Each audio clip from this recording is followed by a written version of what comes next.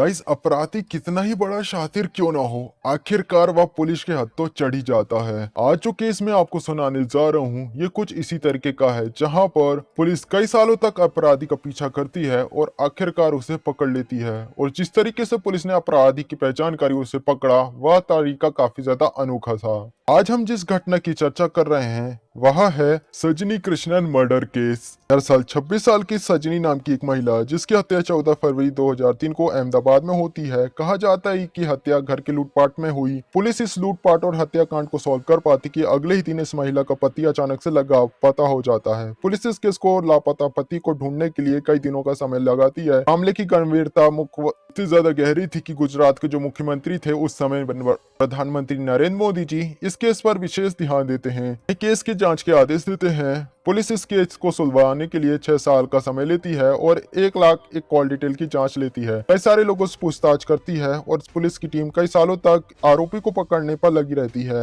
और 15 साल की मेहनत के बाद जो राज सामने आता है वो हैरान कर देने वाला था। किसी ने भी नहीं सोचा था कि ये राज सामने आएगा। इस केस में पुलिस इसने इतने बेहतरीन तरीके से काम करती है कि अपराधी भी हैरान हो जाता है कि आखिर उसे कैसे पकड़ लिया गया। गाइस, समझते हैं सजनी मर्डर केस की पूरी कहानी को। गाइस, वो दिन था 14 फरवरी 2003 का, जहां पर सुबह के समय अहमदाबाद में रहने वाले ओके कृष्ण नाम के एक व्यक्ति के फोन में घंटी बजती है, जहां पर वे कॉल उठाते हैं। दूसरी तरफ से उनके दामाद तरुण कुमार जी नाराज की आवाज थी, जहां पर रोते हुए वो उन्हें बताते कि उनके घर में एक बड़ी लूट हुई है और लुटेरों ने इस लूटपाट के बीच उनकी बेटी सजनी की हत्या कर दी। अपनी बेटी की मौत की खबर सुनने के बाद ओके कृष्णन अपने रिश्तेदार और पत्नी के साथ तुरंत ही अपनी बेटी दामाद के घर पहुंचते हैं। जब ये लोग वहां पर पहुंचते तो उन्हें पता चलता है कि घर का पूरा सामान बिखरा हुआ है और सामने फ्लोर में उनकी बेटी की लाश पड़ी हुई है। उसके गले में दुपट्टा बंधा हुआ था और उनके बदल में उनका दामाद रो रहा था। स्थिति को देखते हुए सजनी के पास के अस्पताल में ले जाया जाता है, पर अस्पताल में उसकी जान बचा नहीं पाती। मामले की जानकारी अहमदाबाद पुलिस को दी जाती है। पुलिस भागते हुए क्राइम सीन तक पहुंच जाती है और मामले की जांच शुरू हो जाती है। शुरुआत में लग रहा था कि लूटपाट में का ये मामला है। इसके बाद भी पुलिस जो कि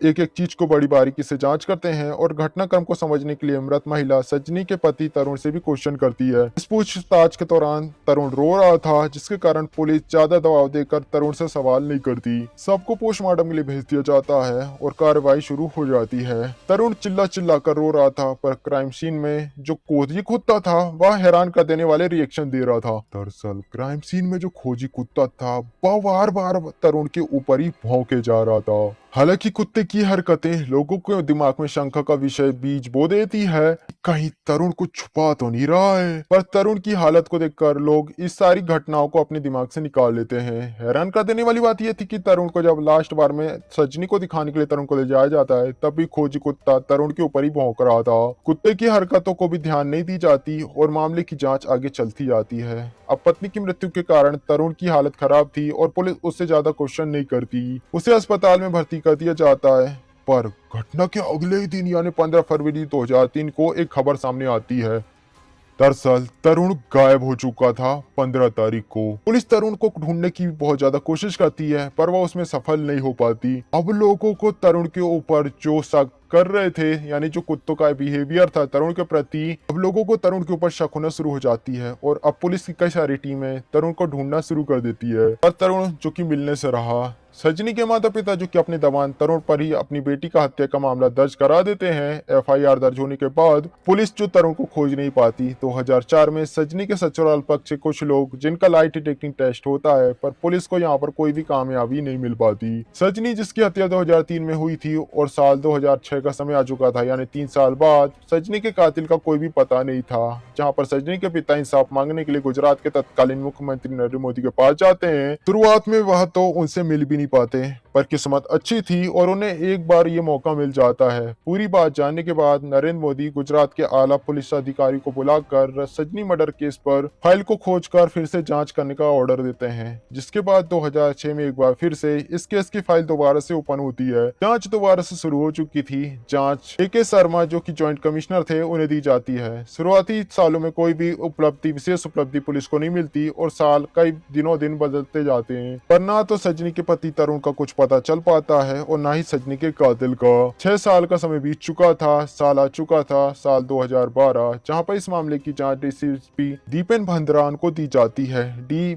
डीसीपी इस केस की शुरू से जांच करते हैं। सबसे पहले इस केस में शामिल हर एक आदमी के पूरे इतिहास को देखा जाता है। पूरी टीम अपना पहला टारगेट सजनी के पति को ढूंढने का रखती है। उनका सोचना था कि अगर तरुण मिल जाएगा तो कई सारे सवालों के जवाब उन्हें मिल जाएंगे, जिसके कारण कुछ महीनों में पुलिस द्वारा कई सारे लोगों की प्रोफाइल जांच की जाती है और तो और लोगों से जुड़े हुए मोबाइल नंबर और मोबाइल नंबर पे आने वाले कॉल की भी बातें चेक की जाती है। सारे नंबर की कॉल डिटेल्स निकाली जाती है। कई महीनों तक ऐसा ही काम चलता है और इस बीच पुलिस की कई सारी टीमें 1 लाख से कई सारे मोबाइल नंबर्स की कॉल डिटेल्स निकालती है, पर किसी भी नंबर से उन्हें कोई भी कनेक्शन तरुण से नहीं मिल पाता। इतनी सारी नाकामी मिलने के बाद भी यहाँ पर पुलिस शायद हार नहीं मानने वाली थी। वे तरुण से जुड़े हुए करीबी लोगों पर अपनी नजर बनाए रखती है, यहाँ तक कि तरुण की माँ और तरुण के भाई के पर भी। इसमें कई महीनों का समय बीत चुका था। तरुण की माँ की पास ऐसा भी फोन कॉल नहीं आता जिससे कि तरुण का पता लग सके। पुलिस चूंकि अब दूसरा तरीका अपनाने वाले थे, वे अब भेष बदल कर एक सामान्य व्यक्ति की तरह मंदसौर में रह रहे तरुण की मां अनम्मा तक जाते हैं, जहां पर वे नाटक करते हैं और वहां पर पेइंग गेस्ट की तरह रहना शुरू कर देते हैं। पुलिस जिसका प्लान था कि शायद अनम्मा के साथ पेइंग गेस्ट पर रहते हुए उन्हें तरुण का कुछ अता पता मिल जाए, कुछ राज पता चल जाए। पुलिस को यहाँ पर ज्यादा कुछ पता नहीं चलता, पर अनम्मा के कुछ पड़ोसी पुलिस को कुछ जरूरी बात बताते हैं। वे बताते हैं कि कैसे वहां पर वे गेस्ट के तौर पर रहते हुए पुलिस वाले जब पड़ोसियों से बातें करते हैं, उनका व्यवहार पड़ोसी से अच्छा हो चुका था। तो कुछ पड़ोसी पूछे जाने पर बताते हैं कि जो ये अम्मा है, जो ओल्ड वुमेन है, उनके 2 बेटे हैं, जिनमें से एक जो कि अहमदाबाद में रहता है, वहीं दूसरा बेटा साउथ इंडिया में रहता है। ये एक छोटा सा हिंट और एक महत्वपूर्ण हिंट पुलिस को मिल जाता है, जो कि अनम्मा के दूसरे बेटे से रिलेटेड था। इसके बाद पुलिस चूंकि अब पूरी नजर अनम्मा पर रखाए रखते हैं। जांच में पता चलता है कि अनम्मा जो कि बीच बीच में केरल जाया करती हैं, पुलिस चूंकि अब अपनी नजर रखते हुए अनम्मा पर, उन्हें पता चलता है कि केरल में जाने के बाद तरुण की माँ जो कि बेंगलोर लौट आती है। ये सारे सवालों के जवाब पुलिस के दिमाग में आते कि आखिर अनम्मा बेंगलोर क्यों गई, वे केरल गई और फिर बेंगलोर क्यों गई, इसके पीछे का राज क्या है। राज जानने के लिए पुलिस चूंकि अब अनम्मा के मोबाइल नंबर को सर्वेलेंस में डाल देते हैं, उसमें आने वाले हर एक नंबर की डिटेल ढूंढना शुरू कर देते हैं। कई दिनों तक नजर बनाया जाता है और पुलिस को अनम्मा के मोबाइल पर कोई भी ऐसा नंबर नहीं मिलता कि उन पर शक करा जाए। पुलिस अनम्मा के मोबाइल पर फिर भी नजर बनाए रखती है और ये मेहनत शायद अब कामयाब होते हुए नजर आने वाली थी। दरअसल एक दिन अनम्मा के मोबाइल पर अनजान नंबर से फोन कॉल आती है, जहां पर इस नंबर की डिटेल जब पुलिस निकालती है तो पता चलता है कि ये नंबर किसी निशा परवीन नाम की एक महिला के नाम पे दर्ज है, जो कि बेंगलोर में रहा करती है। पुलिस इस महिला की डिटेल निकाल ही पाती कि कुछ महीनों बाद एक लैंडलाइन नंबर से अनम्मा के मोबाइल नंबर में कॉल आती है। ये एक काफी बड़ा क्लू हो सकता था अनम्मा के बेटे तक पहुंचने का। अब इस लैंडलाइन नंबर की डिटेल निकाली जाती है, पता चलता है कि ये लैंडलाइन नंबर जो कि बेंगलुरु में ओरेकल इंडिया लिमिटेड स्थित मल्टीनेशनल कंपनी के नाम से दर्ज है। पुलिस की एक टीम ओरेकल इंडिया कंपनी के एक ऑफिस में पहुंचती है, जहां पर कंपनी में 35,000 कंपनी का डेटा था, कर्मचारियों का डेटा। पुलिस एक एक करके सभी कर्मचारियों का डेटा चेक करती है, पर उनमें से वहां पर एक भी कर्मचारी का नाम तरुण नहीं था। पुलिस अब दूसरा तरीका यहाँ पर यूज करते हैं और तरुण की कई सारी पुरानी फोटोज को लेकर उन फोटोज को इसी ओरेकल इंडिया की ऑफिस में खड़े के आसपास खड़ा कर दिया जाता है, ताकि ऑफिस में आने जाने वाले एक एक व्यक्ति पर उन लोगों की नजर रहे। इस तरीके से कई दिनों की मेहनत करी जाती है कि तभी एक आदमी एक बहुत बड़ा दावा करता है कि उसने फोटो में दिख रहे शख्स की तरह ही एक व्यक्ति ने उसने इस बिल्डिंग पर पहले देखा है। पुलिस उस आदमी को दिखने वाले इसका फेस तरुण से मिल रहा था, उसकी डिटेल जब कंपनी से पता करती है, कंपनी बताती कि पुलिस जिसे तरुण के नाम से बता रही है वह ओरेकल इंडिया के एग्जीक्यूटिव का पटेले है। पुलिस को यहाँ पता चलता है कि दरअसल यहाँ पर तरुण जिसने अपनी पहचान को छुपा लिया है। ये जानकारी काफी ज्यादा बड़ी थी। अहमदाबाद की क्राइम ब्रांच की टीम छापा मार कर तरुण को पकड़ना चाहती थी, पर पुलिस जो कि अपने प्लान को शिफ्ट करते हैं। उन्हें लगता है कि अगर तरुण को इस बारे में पता चलेगा तो वो वहाँ से गायब हो सकता है। तरुण को पकड़ने के लिए क्राइम ब्रांच के एक अधिकारी इंस्पेक्टर अनिल चौधरी को सिविल ड्रेस में ऑफिस के अंदर भेजा जाता है, जहाँ पर तरुण नाइट ड्यूटी में था। Inspector Anil Chaudhary civil dress में तरुण के केबिन में जाते हैं और बिना कुछ करे हेलो मिस्टर तरुण कहकर उसकी तरफ आग बढ़ाते हैं। दरअसल 15 साल हो चुके थे और 15 सालों में पहली बार किसी ने उस आदमी की तरफ तरुण कहकर हाथ बढ़ाया था। तरुण नाम सुनने के बाद वह व्यक्ति एकदम घबरा जाता है, उसका पसीना निकलना शुरू हो जाता है। तरुण नाम सुनकर वह आदमी अपना हाथ उस आदमी की तरफ आगे बढ़ाता है। इससे पता चल चुका था कि दरअसल जो व्यक्ति सामने बैठा है वह तरुण ही है और प्रवीण के नाम से वह यहाँ पर कंपनी से जुड़ा हुआ है। तरुण जिसकी पहचान हो चुकी थी, इंस्पेक्टर अरियल अपने साथियों को इसकी खबर कर देते हैं और तुरंत ही तरुण से कहते हैं कि अब तुम पकड़े जा चुके हो, तुम्हारा खेल खत्म हो चुका है, चलो मेरे साथ। तरुण ये बात जान चुका था कि 15 साल पहले और जिस पहचान को उसने बदला था वो अब उसकी पहचान सामने आ चुकी है। यहाँ पर कुछ भी विरोध नहीं करता, पुलिस के साथ जाने लगता है। जाते समय तरुण बस पुलिस से यही पूछ रहा था कि आखिर पुलिस ने तरुण को ढूंढा कैसे।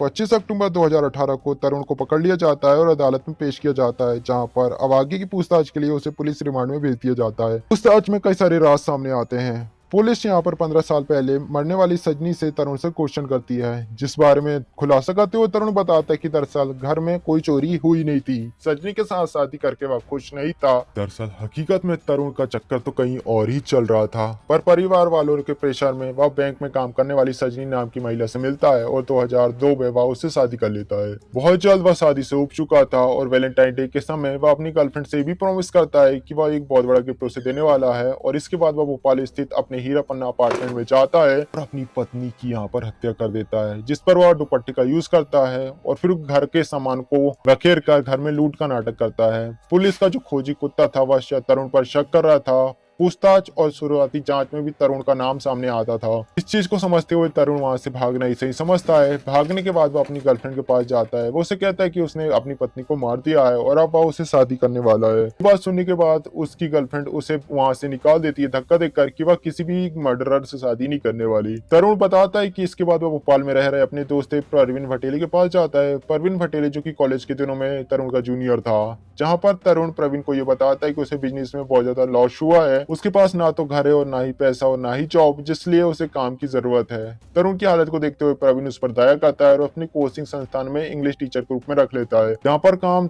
करते हुए तरुण के दिमाग में एक खतरनाक आइडिया आता है। वह प्रवीण से नजदीकी बढ़ा लेता है और उसके पर्सनल कंप्यूटर को यूज करना शुरू कर देता है और वह चुपके से प्रवीण के सारे डॉक्यूमेंट और कॉलेज के सर्टिफिकेट को स्कैन करता है। तरुण उस डॉक्यूमेंट में फोटो चेंज करके अब प्रवीण भटेले की आइडेंटिटी लेकर जीना शुरू कर देता है और इन कागज का यूज करके वह पासपोर्ट जैसे कई सारे सरकारी डॉक्यूमेंट बनवा लेता है। थोड़े टाइम तक वह थोड़ा आसपास समय बिताता है और फिर वह बाद में बेंगलुरु चला जाता है। यहाँ पर वह प्रवीण के सर्टिफिकेट का यूज करते हुए ओरेकल इंडिया लिमिटेड में एक अच्छी नौकरी को हासिल कर लेता है। यहाँ पर पकड़ा नहीं चाहता। इस नौकरी के बदले उसे कंपनी से 22 लाख रुपए का सालाना पैकेज मिलता है और वह कंपनी की तरफ से वह कई बार विदेश अमेरिका जा चुका था। हैरान कर देने वाली बात थी कि ये सारा चौरा और जॉब उसे मिला था वह उसे फर्जी दस्तावेज के दम पे मिली थी। हालांकि वह अभी तक पकड़ा नहीं गया था। फिर वह 2012 में प्रवीण एक निशा नाम की लड़की से मिलता है। थोड़े दिनों के बाद प्रवीण निशा को यह बताता है कि दरअसल एक्सीडेंट में उसके माता पिता की मौत हो चुकी है। ये कहानी सुनकर निशा जो तरुण को पसंद करने लगती है और दोनों ही शादी कर लेते हैं। बेंगलोर में वह एक लग्जरी अपार्टमेंट को लेते हैं और शादी के साथ खुशी से रहने लगते हैं। शादी के बाद जब भी तरुण के माता पिता बेंगलोर आते थे, तरुण निशा को यही कहता था कि दरअसल वो उसके चाचा और चाची हैं। इन्हें ये बताता कि वो उनके माता पिता हैं। धीरे धीरे तरुण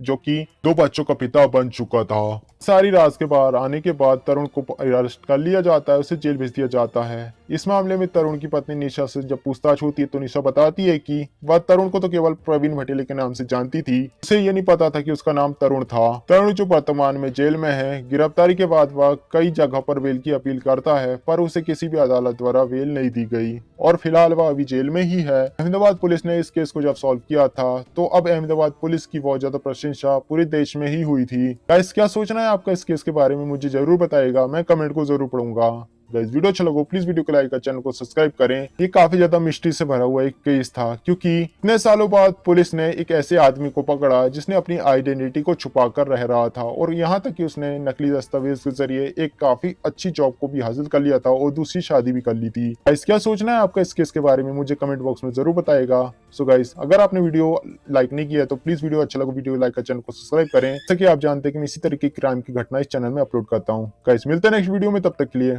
बाय।